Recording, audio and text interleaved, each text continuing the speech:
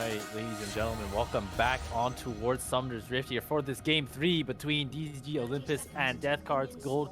Once again, I'm Jason Crip5, I'm with TDS, and right off the bat, we see the side of Death Cards Gold just moving in towards this enemy jungle, gonna spot out people, and just all over the place. There's just, just a bunch of bodies moving around on the map so far. They saw what happened last game, or everyone saw what happened last game, and they thought we want to be the aggressors this time. So it's Death Card's Gold trying to go for the level 1 in bait, but realistically, actually both teams get pretty similar vision. Both teams get a red award into the red buff, as well as now a ward from the Silas to maybe spot the potential steal from the Trundle. But this means that if the Trundle doesn't come up there through that ward, there's not going to be a lot of vision for the Silas, so he's at a potential high risk this early game. Yeah, absolutely. And kind of just looking at the whole situation now, early game, being able to track out that Trundle, being able to just get jungle information. I mean, we know both junglers are just going to start on the opposite sides of the map here. And just right away, like, we're going to have to see how both teams look to kind of adapt and, play around it. We see here Grug's not going to go for the first strike on Corki, rather going to opt for the fleet footwork. And like immediately, like there's just gonna be differences that we're gonna spot out. See here, guys, just getting a couple autos on towards Mobster Penguin. We look at Mahar just going in aggressively and getting those auto trades in on towards that Malphite. Yeah, and this is the kind of traits that you can go for with the Silas, especially against these melee matchups. With the Kingslayer, I'm not sure if he has started yet, but as soon as he gets Kingslayer, those traits get even better. So these are just things that we are going to keep on seeing, especially before level 6. Oh, wait! Oh, we see the Flash Blade going in on towards the Leon as well. The Leon's getting caught as well. The Cleanse coming in out for the Draven as well. The Ignite taking down on towards both AD characters as well. Neeble's gonna be in trouble. One more Flash auto for the Draven means the first one is gonna cash in towards Crucifix. And that level 1, level 2 transition is blowing up the map right now. Flame coming in. Double kill going over towards Crucifix. He said, "You're gonna take me off my jigs? Fine. You're gonna have to deal with the Draven as well. Catch these axes." Yeah, forget about the Doom final boss music. This is Draven. Draven, he gets a double kill. Just like that. But once again, we have to give credit to Macanimus. He went in with the flash, gets the flay onto both, and then gets the hook onto the Misfortune that was running away. Or onto the Caitlyn, sorry. So getting everything completely in favor of their bot lane. The Draven pretty much just had to follow correctly. He did so well. And look at that. First back, first bite, accelerated dirt. That lane now is going to be so painful for that Caitlyn. Yeah, and I mean, if you want to talk about like a perfect play, a perfect sequence, that is exactly what it is. You want to study how to play a level 2 advantage. That's the type of clip you look for, because Crucifix and Macanimus really just, they're pulling off the cash in there, and that's such a huge lead for the Draven. Now we do see Trundle is hovering towards this bot side, so Crucifix and Macanimus need to be careful. The ward is going to spot out the direct here. No flash available for Macanimus. Means that is going to be a trade kill going over towards Needle, but is it gonna be enough? That is a serrated Dirk Draven right there. Yeah, and I'm not sure if you ask Misfortune you really want to back once again so early on, because you're ready. Well, you were forced to back essentially, but you really don't like to back so quickly, especially if you don't have Quiver, because that stops your potential damage from being as effective as possible. Another gank from Power of Ethernet trying to keep up the pace and take advantage of something that we talked about in the first game.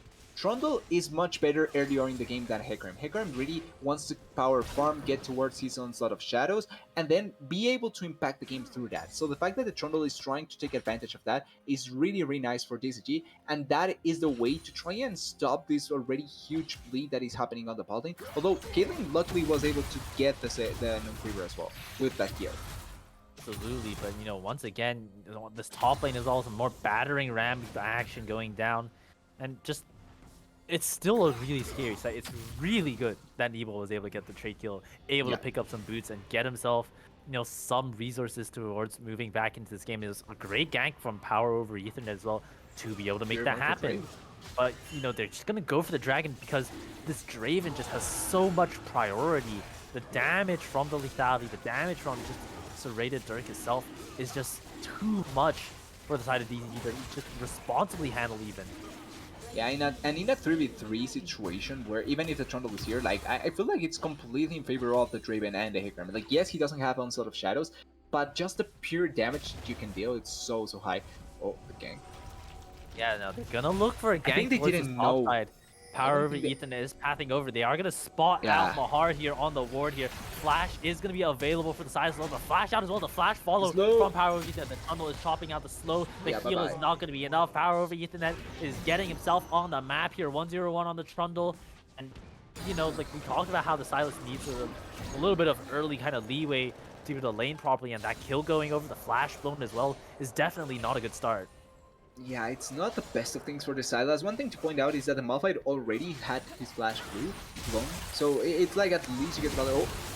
Oh. Yeah, no, but more accident. Oh my god, Nebel's health bar is just evaporating right here. The Ignite takedown on towards the Caitlyn means that Magnanimous is going to pick up the kill. But once again, you know, that's still a win for the side of Crucifix. Look at this bot lane wave that Nebel just does not get to access now. Trundle is here gonna again. be here. The Hex Slash is going to be channeled here. But the Leona E is not going to be enough. And look at Draven. This is your Tyler 1 montage moment. They want to go for the kill onto the Leona, and he will get it. Crucifix is able to proc off one stack of that gold, but that's just being a kill going over towards Trundle to shut down.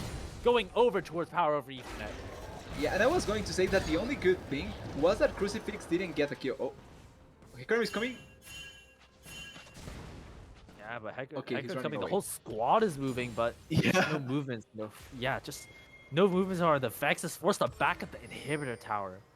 Yeah, but credit to Vex. Like, you know that the only way to die there is if someone is ready to go for that kill, and they know that the Silas is not top lane. So it's the safest way of playing that.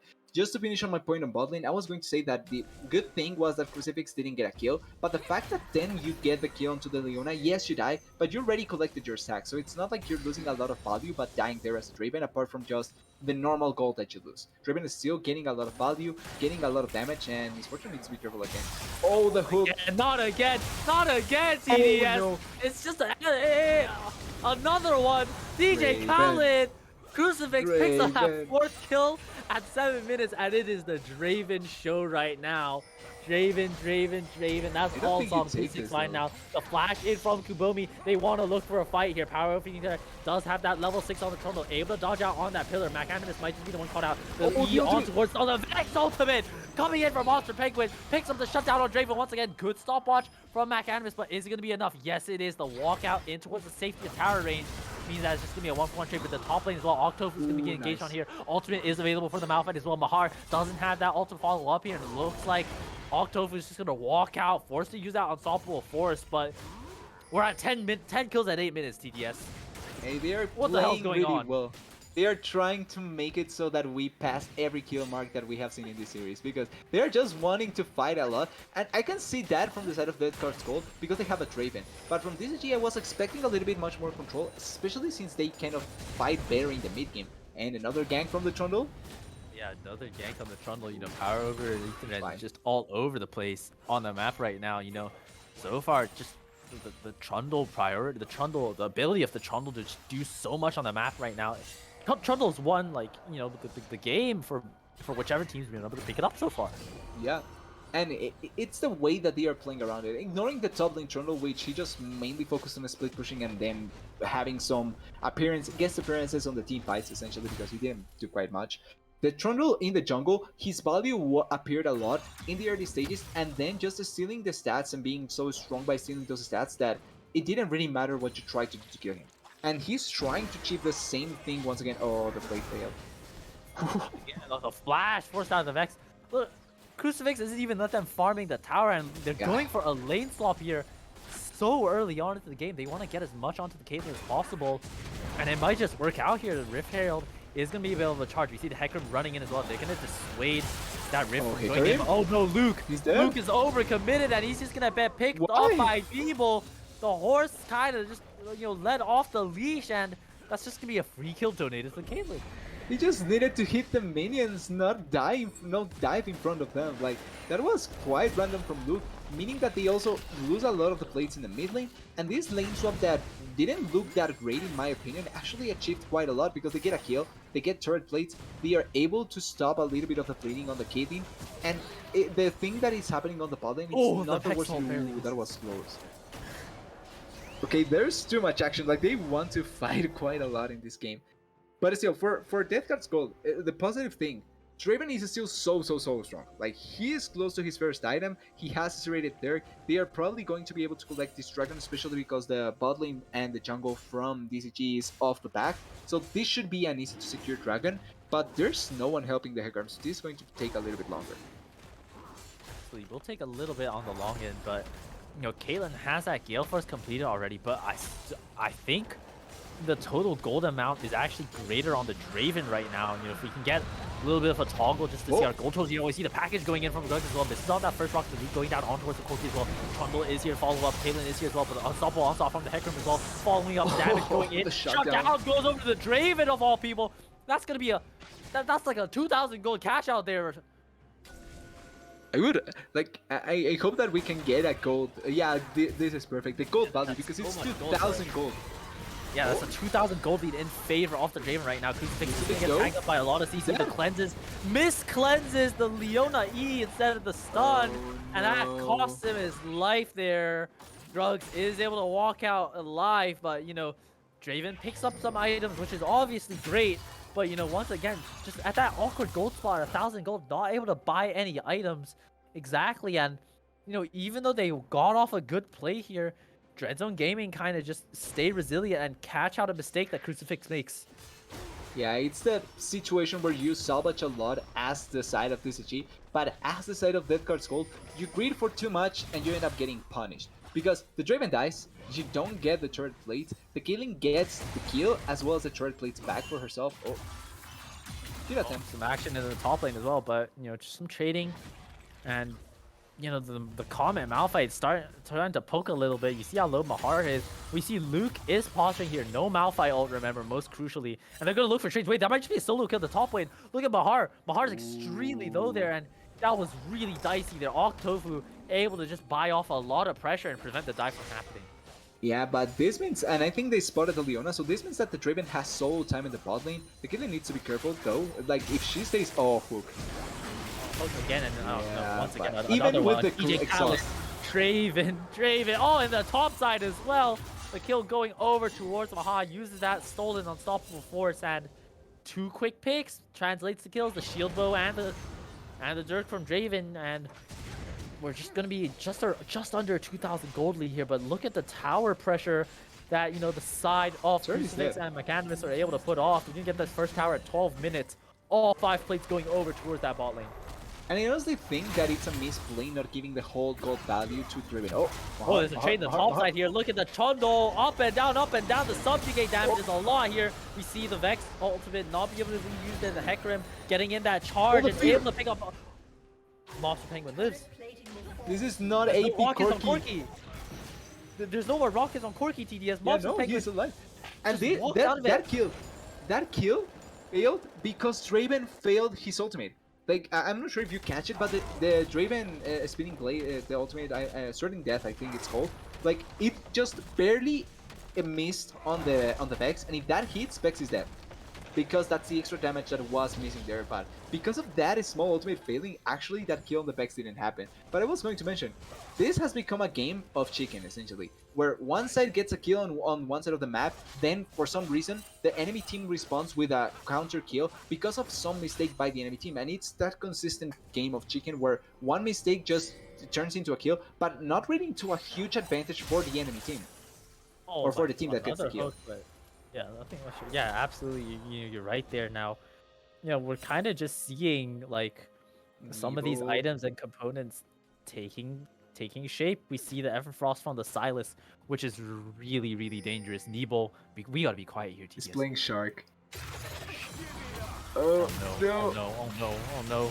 You see here the Caitlyn gonna get engaged on the Everfrost. Not gonna miss here the flash. The Gale Force by Octofu with the clutch teleport though. And you want to use your ultimate on me? Nah, that's Caitlyn's ultimate.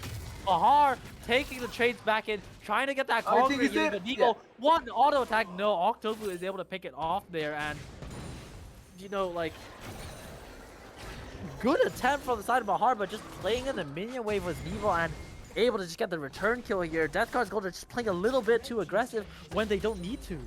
Yeah, if I'm honest, I think that Mahar really made the Sharks feel sad, because that was such a bad impression of a Shark trying to kill like an AD carry. Like, legitimately, I gotta give credit to Nibble. Nibble played that well, but Mahar failed a lot of the possibilities to play that fight, and then when he attempted to use the killing ultimate, was in front of the minion that was teleporting.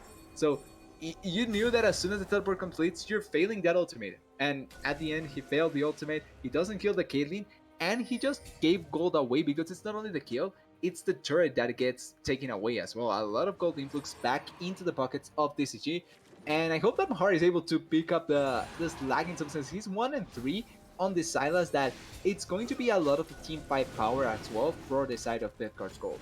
One good thing, no unstoppable force with this fight though. Yeah, absolutely. And, we kind of see this fight, just both teams poshing up here. No ultimate available on the Malphite 2-3. Oh, the Power hook. going down to the mid lane, the hook going in on towards the Trundle, but I don't know if that's who you want to hook. The Solar Flare going in on towards Corki. Package forced out, but the unstoppable follow-up from the Vex means that Grugs is just going to be dead. 2 flashes committed for him, though. In the top side, though, the fight is going really well for the side of Death Cards. The Draven ultimate, the Hecarim damage going through, cashing out. Monster Penguin not able to get that ultimate reset as well. Draven picks up another kill. Crucifix is going to get executing on. That's going to be a triple kill for the Horse. Double kill for the Vex, but it's not enough. 4 for 2 for the side Death Cards and the Dragon. Yeah, and this is the point where the team fights for the side of DCG would have been really good. But we talked about this just before this party started. No unstoppable force. Without that, you really cannot commit so effectively on the fight. You really cannot do much, and you're now depending on the Solar Flare as well as the ultimate from the Vex to be able to connect on important targets. But they were so distracted by this Corki, they forced everything onto the Corki. Corki dies, but the real actual carry right now, it's the Draven and the Hecarim. Like, they are the 2 strongest members from the side of Death Card's gold. The Corki is going to be stronger in the later stages of the game, but as of now, he's really not that much. So the fact that you committed so much to killing the Corki and couldn't almost do it meant that the teamfight was going to be so extremely hard to play. And once again, the Swirling Death by the Draven actually missed. So that fight could have been even easier for them to win. Yeah, I mean, speaking of things that are easier right now, look at the items on the Draven. Shield Bow, Collector, has that last Whisper completed. You talk about damage output that the Draven can put, it's so easy for him. But speaking of easy, Rogues might find himself not in the easy spot here. The Malphite also coming in here. That Lantern, he's trying to reach it. He's desperate, but no. Just out of reach, and power over Ethan is already picks up another kill. Yeah, not enough for the Corki. He tried as hard as he could, but this is also another thing with the Corki. Even if he has the Valkyrie to try and run away, like if you have good enough engage, he's probably going to die. And we see the perfect example in this case. They forced the engage really well, get the kill onto the Corki, and get some gold back into their pockets. Maybe even the turret from the top side. So overall, not a bad trade for the side of DCG. The only problem is that we're talking about this. The Corki is not going to achieve much. Another shredding fail. Whirling pain right now because you can't hit the mark here, but you see the Lancer coming in for the Hecarim as well. The Unstoppable Onslaught is available. Nebo might be in trouble here. Does have that flash available on the Caitlyn here, forced to use it, but that E follow through damage is a lot there, chopping away. But the Trap able to buy a lot of space. So Leona is gonna be dead on that top half of the map, but on the other side, the Silas gonna get picked off once again by that Trundle. And in this mid lane as well, you look at power over Ethan, and he's just running it down. He's pushing it through. There's just something about Trundle this series, TDS. I can't tell you what it is, but it's just making an impact on the map everywhere right now. Yeah, we're getting a throwback to the previous game where Trundle was just a split pushing with the Herald, because he's not really in teamfights, but he's at least achieving something. And I'm glad that both teams have been able to use the Trundle effectively, at least in a sense. But realistically, Death Guard's goal, getting kills in bot lane because the Silas was able to get a kill on the Vex before he died, and then on the top lane, getting 2 kills onto both the Caitlyn and the Leona. Wait, teleport behind. Yeah, we see the teleport flying coming in from the Malphite. You're right on towards Crucifix, but that's a 2.5 item 80 carry. This Malphite is in poverty mode right now. Crucifix is on a rampage, and that was a teleport straight back to the fountain, TDS. Yeah, and if I'm completely honest, I really don't like the Oblivion Orb from the Malphite in this game. Like, he's taking too long to get towards his mythic, and he was not going to get a lot of gold access thanks to the lane that he's in. So the fact that he even opted into getting the lane into his item build is so bad for him. And we saw the perfect example. 2.5 items Raven against the pure Malphite. Realistically, the Malphite cannot do anything, dies immediately, and he wastes his teleport for that. I mean, it's just definitely not optimal. I mean, the side of Dread Zone, they thought they had a play there, but clearly, they're saying no, like, you know, that you can't do that, my friend. And yeah, that's just another kill in the pockets off the Draven. 9-3-3 right now. As you see here, they might launch to look towards this mid lane. The Vex ultimate does go wide. Pillar not able to buy enough space. The hook barely misses onto the Caitlyn. The minion saves his life there. And once again, they're gonna go for the return Vex ult. Not this time. Mahar also dodges out, and objective bounties are gonna be available soon here for the side of Dreadzone Gaming. If that hits, I would have been a Mahar fan all my life. Because that would have been so hyped to see. Like, getting the counter Vex ultimate into the... I don't think he gets the fear, but into just the needed CC from the rest of the team and more kills for the Draven would have been great. But the fight gets forced out just before the Dragon, 40 seconds for it. And this Dragon is crucial for both teams. So, for the side of Death Guard's Gold, and for DZG, it's stopping the Soul. Ooh. This could be a death push here, TDS, but no, they're just gonna posture away. Looks like Death Card's gonna move towards this mid priority first.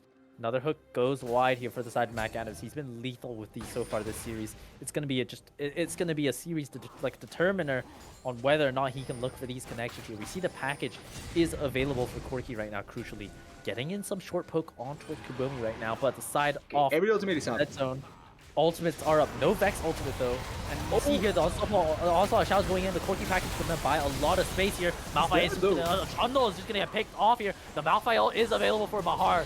Crucially here. Vex ultimate going in. They want to look here. Mahar wants to keep fighting though, brawling away with that Conqueror. Does have that Malphite ult available. No ultimates available for the side of Dreadzone. Wants to get to my Malphite ultimate going in for Mahar as well. The follow-up on the side of Death Card is just too much here. Crucially is able to pick up all towards the Caitlyn. That's gonna be a triple kill going over towards Crucifix. Like, I don't know about they're teleporting straight for Baron. Yeah, no, this Baron, like, there's no chance to stop them. They have the Ocean Soul, which means that they have the healing. And I don't know about you, but as soon as the Malphite used ultimate and no one was able to join that, I feel like that fight was over. Like, like that was so hard to commit. I feel for the Malphite because he had to go for the ultimate there, and he got the perfect target. He got the Draven. But no potential follow-up. The Leona and the Vex were really slow on the uptake. Trundle gets separated and gets immediately killed. The Pan showing the complete lack of vision from the side of DZG, and realistically in the whole map, because the blue vision in the whole of the map is completely blind. They don't know anything apart from maybe their jungles a little bit. But still, great teamfight by Death Guard's Gold. Great zoning, great way of fighting, and Macanimus. His thresh has been such a highlight this whole series. Absolutely, Mac Animus on point here. You know, that second game didn't go the way they liked, but one thing that stayed consistent is this man's thresh. I don't know. We have Mad Life. We have you know, we have Mata. We have Keria in the game right now because, you know, Mac Animus is just in. You just put them in the same list right now because the hooks have been on point here. Octofu just and the thing is, like, the Malphite only has one item at 20 minutes. It's so incredibly hard for him to look out for anything because he's just so far behind. There's no real way he can do anything unless the rest of the team can perfectly follow up. Like, he's just recalling here and not able to do anything while the rest of Death Cards are just looking to death push here. Mahar is gonna go for the ultimate steal here. They're gonna Conqueror fight it out, gonna battle it out here. We're gonna see who wins it out here. But the Baron empowered minions. The W is going to chunk out a lot of health, but Mahar, once again, has that Ocean Soul as well. Should not be as nearly scared as he is right now, but the Vex ultimate coming in from downtown as well. The Flash Bird from the Silas, not able to keep him alive. Like, can the W chunk him out and keep him alive? No, not enough. The turn going in, but the shutdown going over towards the Vex. Meanwhile, look at that top side. Luke with the ultimate. Draven hits that whirling death, and that's going to be a world of pain here for Octofu. Yeah, and he missed so many, but he hit some, and that's what matters. Like he's still getting the kills. Oh, I thought they were going to collapse onto... Yeah, they were going to try and get this collapse onto both the Killing and the Leona, but they cannot. They are just going to focus on the objectives. But good news for DZG, they at least get the turret in the bot lane, and they may even look for more. There's still a lot of bounty to collect for this Trundle. You just need to be careful not to lose the game for that. Yeah, absolutely. And kind of look at this whole situation and a split push, but the Baron empowered recalls means that the Trundle able to pick up that tower. That's a lot of gold split between the team. You look at that chat right there, 560 for each tower. That's a total of 1,120 gold split between 5 people. That's 200 gold in the pocket of every single Dreadzone Gaming member, plus that local tower gold that the Trundle was able to get. And you look at the item spikes starting to come in. Power over Ethernet has 3 items just like that. And, with that Elder Dragon spawning in around 2 minutes as well, if they can hold it out, if they can farm it out just a little bit more, one little flip there, one little flick of the switch at that Dragonfly can decide the whole game, the whole series here tonight, TDS. Yeah, that Elder Dragon, I always believe in the Elder Dragon as the only actual game-winning objective in the game. Because with that, you can 100% win the game, kill the Nexus with that. The Baron buff can help you, but the Elder Dragon is 100% going to make you win. Might be in trouble, gets saved by Lantern, and burns a Solar Flare crucially. And you know, the Siege towards the bottom half of the map. Oh, another hook on towards Monster Penguin as well. They're going to go for the box zone force. Coming in as well. Multiple on towards one. They're on Shadows as well. Going in on towards 2 as well there. Monster Penguin forced to back out. There's a whirling death. Sentences you. Bye-bye. As just right there, 2 for nothing right now. You look at power over Ethan. He's just pushing the top side. But the Trundle is coping right now. He needs to be in the base right now to be able to defend. He needs to stop canceling out his recalls because, Death Guard's goal can just push for the end here. He's trying to back, but I'm not sure if he's going to be able to get here before someone dies. Now, dies. is back in base right now. Luke here is charging in, being a menace towards that backline. They're on the Nexus towers right now. They're poking away. They're doing damage. Crucifix is going to heal up. Everyone's healing up. Another hook. Trundle, 2-man play going in as well. They're coming in. The follow-up from the side as well. Leona's going in. This might just be it, DDS. Double kill going over towards the Draven. Hawk Tofu, power over Ethernet. It doesn't matter how long you push the map. It doesn't matter how hard you push the game. The Hulk coming in from Magnanimous as well. Triple kill going over towards the Draven. That's going to be the series for the side of Death Card's gold. Yeah, just like that, they win the game. Trundle trying his hardest split pushing, but there's some moments where you split push and some that you simply cannot. The peak of potential that they showed in this whole game was really great. Mechanimous, to me at least, the MVP of the series with his Thresh performance. I feel like even in the game they lost, a lot of the good hopes that they had were thanks to Mechanimous on the Thresh. So great performance by him, but a lot of credit to the side of Death Card's gold as well, because pulling off the Draven and then being able to play it as effectively as they did is not easy. But complete congratulations, winning the series and putting themselves as the I think as the only undefeated team yet in the group. Yeah, absolutely. I mean, just I don't think you can say the MVP goes to Magnanimous. I think MVP goes to Mad Life there. And those hooks were absolutely pound for pound incredible. It really set up the entire team, and you miss some of those hooks, the whole game can go differently here. As kind of just looking at the damage here, I'm getting like a look from our producer. That Draven dominated the damage charts, doubling the damage on anyone on DZG did. Crucifix just taking over the game, and that whole series, it just felt like Crucifix was able to stand out above his peers and just absolutely pop off. Yeah, I feel like doing quite a lot, like you're pointing out, but as well, thanks to the fact that he was helped a lot by Mechanimous, because some of the plays that were so much of a highlight from Crucifix was thanks to Mechanimous getting those great hooks. Like the start of the third game, the fact that Draven got so ahead was thanks to that flash flay into the hook, just destroying the Caitlyn, killing her immediately, and allowing for you to dominate the game thanks to that. Yeah, definitely. And with that being said, like, absolutely just a really well played series from the side of both teams. Honestly, Dreadzone were able to put up a fight, but that third game, just the pressure was way too much. Yeah. And with that being said, I believe that's gonna be it for us. So once again, I'm Jason Crypt 5. I have TDS with me as my wonderful co-caster. Thank you so much to Matt for doing production, and thank you guys for watching in as well. And with that all being said, we'll see you guys next week.